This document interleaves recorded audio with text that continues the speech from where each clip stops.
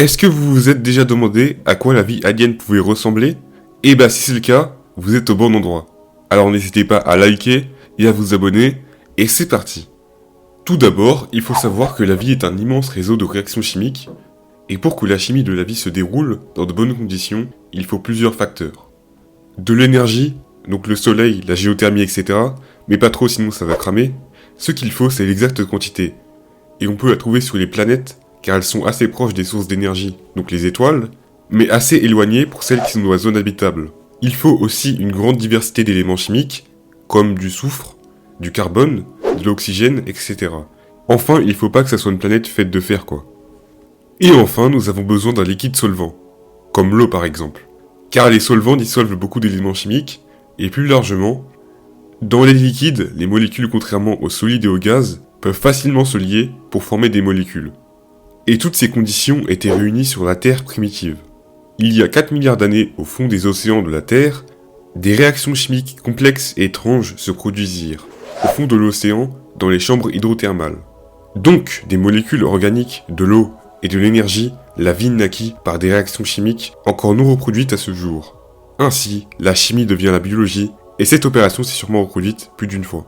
Donc, logiquement, il faut chercher sur une planète comme la Terre, mais la vie peut aussi se trouver dans des environnements auxquels nous n'aurons pas pensé, par exemple les lunes des planètes gazeuses, car certaines de ces lunes, comme Io et Encelade, sont constituées en majeure partie d'eau. Et grâce aux interactions gravitationnelles avec leurs géantes, l'eau sous une croûte épaisse de glace est liquide et forme un océan sous la croûte, avec du coup des chambres hydrothermales au fond de l'océan, et donc les conditions qui ont vu naître la vie sur Terre sont réunies.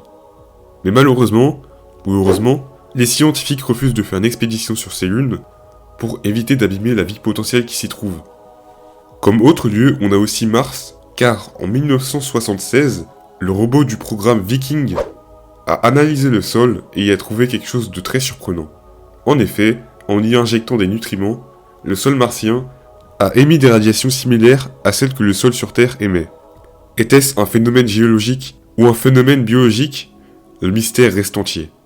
Mais si on veut que la vie soit sur une planète comme la Terre, on a plusieurs impératifs. Tout d'abord, une planète pas trop petite, car sinon on n'a pas d'atmosphère, donc pas de pression atmosphérique. Et sans pression atmosphérique, pas de liquide à la surface, pas de gaz pour filtrer les rayons UV, et en plus les petites planètes se refroidissent plus vite.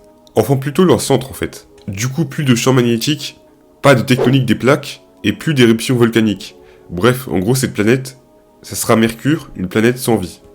Aussi, il faut une planète gazeuse présente dans le système solaire pour que sa gravité attire tous les astéroïdes. Car par exemple, sans Jupiter, la Terre se serait prise beaucoup d'astéroïdes et on serait peut-être pas apparu en fait.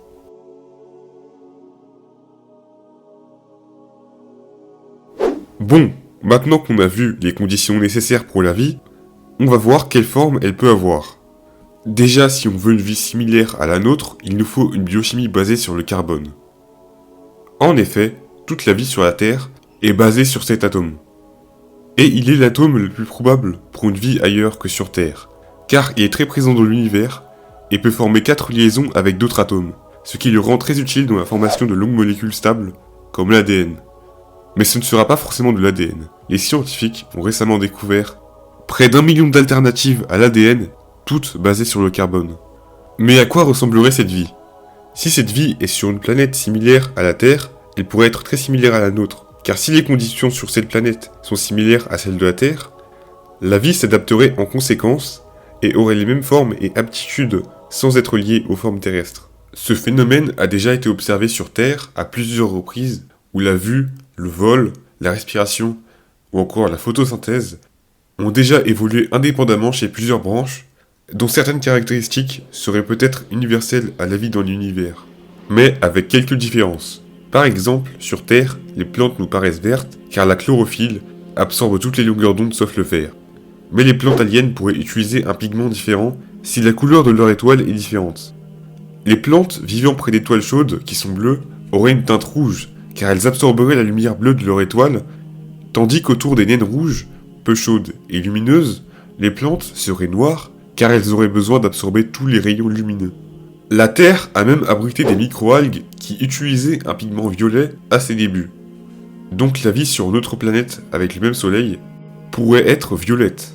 Pour les animaux, ça dépend beaucoup de s'ils sont sur une planète semblable à la nôtre, ou ils ressembleront à nos animaux, mais si on prend des paramètres différents, par exemple une gravité plus forte, les animaux auront un exosquelette, comme les insectes, pour supporter leur poids, et ils seraient plus petits et larges. Alors que sur une planète avec une gravité plus faible, il y aura des animaux plus grands, sans squelette, et aussi des plantes plus grandes. Mais les formes de vie complexes seraient certainement rares, et on trouverait plus de formes de vie unicellulaires, car les formes de vie multicellulaires sur Terre ont mis 3 milliards d'années à apparaître, et donc elles ne seraient pas forcément apparues sur d'autres planètes. De plus, les microbes sont plus résistants et s'adaptent plus facilement que les animaux par exemple. Même si ces formes de vie seraient très petites, elles seraient faciles à détecter, car tout comme sur Terre, elles laisseraient des gaz dans l'atmosphère, qui seraient détectables grâce au spectre lumineux de la planète, comme l'oxygène et le méthane par exemple.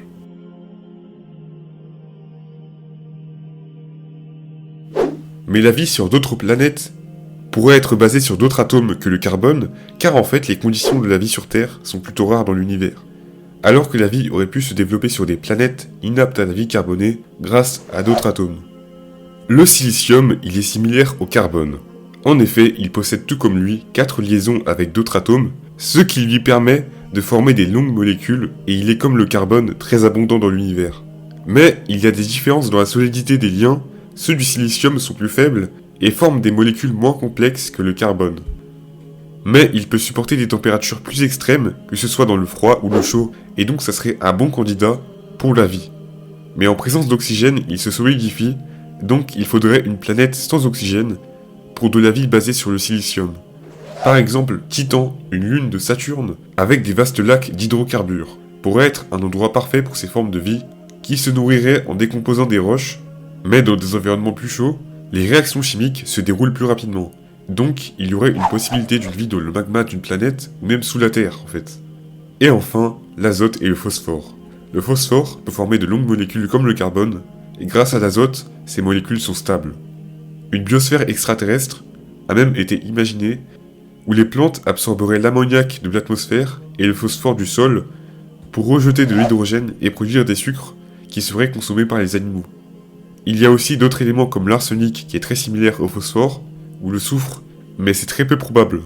Bon, j'espère que vous aurez apprécié cette vidéo. Si c'est le cas, n'hésitez pas à liker et à regarder la vidéo qui va s'afficher juste là.